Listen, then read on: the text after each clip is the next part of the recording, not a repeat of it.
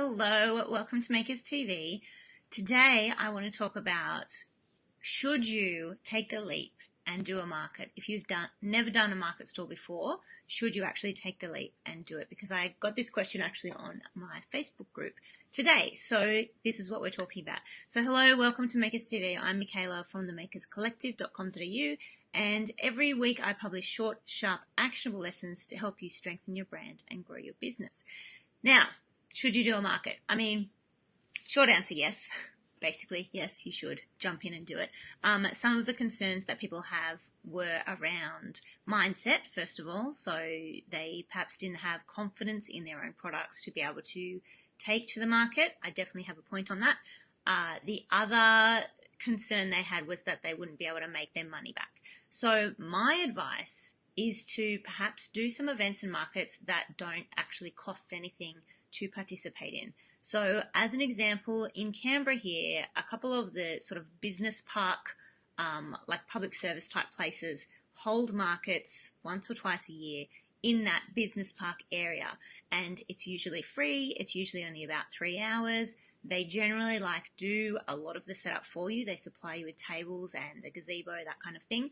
And you just have to show up and set up all your stuff and be there for a few hours and then leave.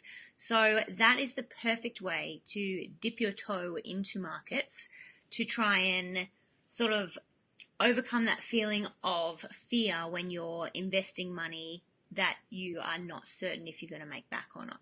Another point on that is that you really have to start thinking about markets as a promotional activity. Sometimes you don't sell anything. Sometimes you don't make your money back. And that's fine as long as you're getting out there practicing. So you're practicing your actual market stall setup. You are practicing talking to people. You're practicing talking about your own products. You're practicing asking people what they want. And this goes back to if you are not sure if your product will sell, if you're maybe not that confident in your product, you need to do markets to be able to test that product. If it's not selling, talk to people. Really talk to people and sort of get to know what they would want in a similar product, what is missing, what they're actually needing. So this all goes back to your customer and your product and knowing your customer's pain points and actually having a product that serves them in some way, solves a pain point, has a solution to a problem of some kind. And that could be as simple as they're looking for a necklace to buy for their daughter or their best friend or whatever as a gift. That could be their problem, and they can't find this one thing that they're trying to find, and you now solve that problem by supplying them with this beautiful handmade necklace. So it doesn't have to be solving world peace or anything like that, but knowing what your product solves for someone is so important, and you can't just make that up out of thin air. You have to actually do research, and so going to markets is part of that research process. Now, if you are looking at doing slightly more expensive markets or even, just your first paid market and maybe it's $60, $90, $150 to attend, you need to think of that in terms of promotion for your business. So don't just go out there going, I have to make this money back, because more than likely you're going to be disappointed. I mean, you might not be. You might sell a bunch of stuff and be pleasantly surprised, and that'd be awesome, but it's a process, right? A lot of the time, people, when they're new to markets, they go and they're disappointed because they don't sell as much as they would have liked to, because they had set that bar of some monetary value of items that they wanted to sell. Instead, try to flip that mindset around and think, okay, this is my promotional experience. This is my ad that I'm putting in the paper, except instead of in the paper, you're there in real life and you are able to talk to people.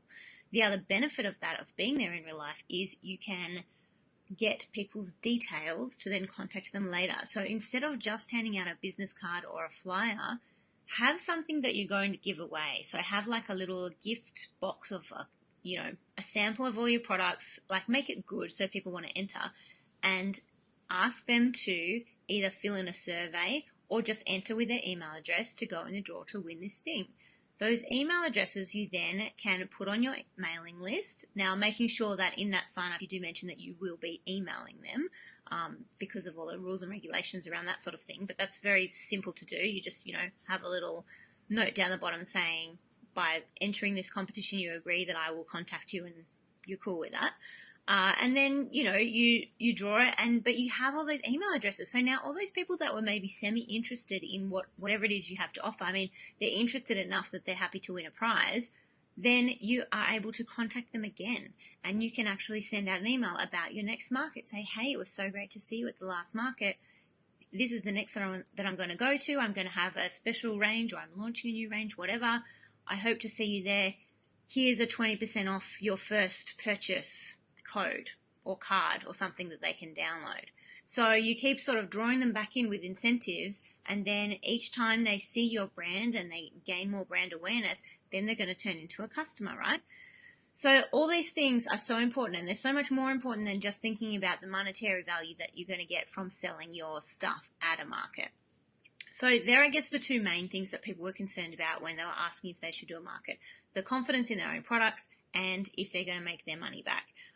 And the answer to both is like maybe, maybe not. You know, like this is why we test, and this is part of the process. Generally, we don't have this amazing product that we create and it's successful straight away. You go through the process of development and redevelopment, testing the market, seeing what works, seeing if people like it, how you can change it to make sure that they do like it, how you can make it solve a problem, and getting all of those things together is how you will then build your momentum to be able to be really successful at markets and online and wherever you're selling.